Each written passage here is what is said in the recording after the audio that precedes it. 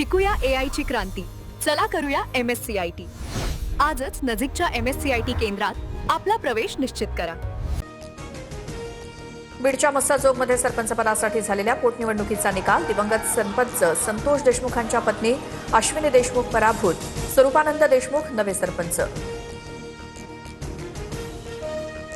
महाविकास आघाडीचा विधान परिषदेचा उमेदवार उद्याच समजेल. उद्या 11 वाजता अर्ज भरताना उमेदवार कोण असेल ते कळेल. संजय राऊतांचं सूचक विधान.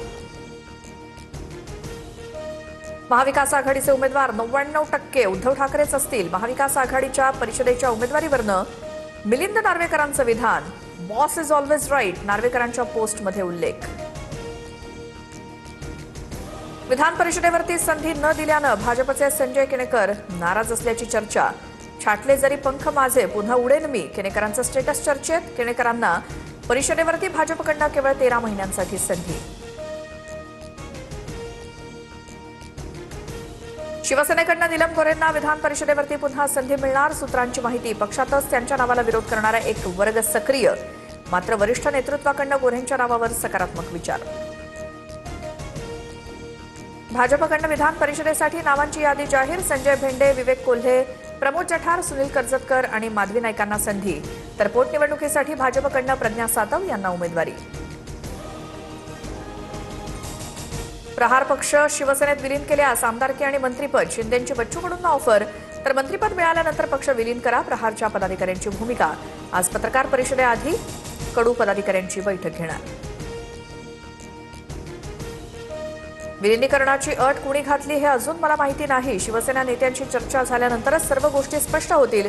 शिवसेनेच्या विधान परिषदेच्या ऑफर्सच्या वृत्तावरनं कडूंची प्रतिक्रिया. लाडक्या बहिणींसाठी राज्य सरकारचा पुढाकार. महिला आरक्षण विधेयकासाठी राज्य सरकार एक दिवसीय विशेष अधिवेशन घेण्याच्या तयारीत. मे महिन्यात अधिवेशन होणार. सूत्रांची माहिती. नाशिक आणि अमरावतीनंतर आता अकोलाही लव्ह जिहादच्या घटनेनं हादरला. प्रेमाच्या नावाखाली विवाहित तरुणाकडनं मुलीचं अपहरण करत 5 दिवस घरात डांबून ठेवलं. आरोपीला ताब्यात घेत तरुणीची सुटका. मुंबईतल्या एकाच कुटुंबातील चौघांच्या मृत्यूचं प्रकरण. मृतांच्या शरीरात पेनकिलर सदृश पदार्थ आढळल्याची शक्यता. रात्री जेवणात बिर्याणीनंतर कलिंगड खाल्ल्यामुळे कुटुंबियांचा मृत्यू झाल्याचा संशय व्यक्त. टिटवाळ्यात सापडलेल्या पार्टी ड्रग्सचं नेदरलँड्स कनेक्शन. नायजेरियन आरोपीनं 25,000 एक्सची गोळ्या नेदरलँड्सवरनं भारतात पाठवल्या. दिल्ली विमानतळावरनं कस्टम क्लिअरन्स होऊन ड्रग्स उल्हासनगरमध्ये. पुण्याच्या देहू रोड परिसरातील गोळीबारात एकाचा मृत्यू. पंडित जवाहरलाल नेहरू मंगल कार्यालयाजवळ रमेश रेड्डींवरती अज्ञातांनी गोळी झाडली. 2 संशयित ताब्यात. समुद्राच्या पाण्यापासून गोडं पाणी तयार करण्याच्या प्रकल्पाला गती. मुंबई महापालिकेच्या प्रकल्पाला केंद्र सरकारकडनं मंजुरी. डिसेंबर 2029 पर्यंत काम पूर्ण करण्याचं उद्दिष्ट. मुंबई पुणे मिसिंग लिंक प्रकल्प 1 मे रोजी महाराष्ट्राच्या सेवेत. मुख्यमंत्री देवेंद्र फडणवीसांकडनं व्हिडिओ ट्विट करत माहिती. मुंबई पुण्याचा प्रवासाचा वेळ 25 ते 30 मिनिटांनी वाचणार. कोल्हापुरातील गोकुळ दूध संघावर प्रशासक येणार. मुख्यमंत्री देवेंद्र फडणवीसांचे स्पष्ट संकेत. तर अशासकीय मंडळ नेमून अध्यक्षपद खासदार धनंजय महाडिक यांच्याकडे द्या. भाजप नेत्यांची मागणी.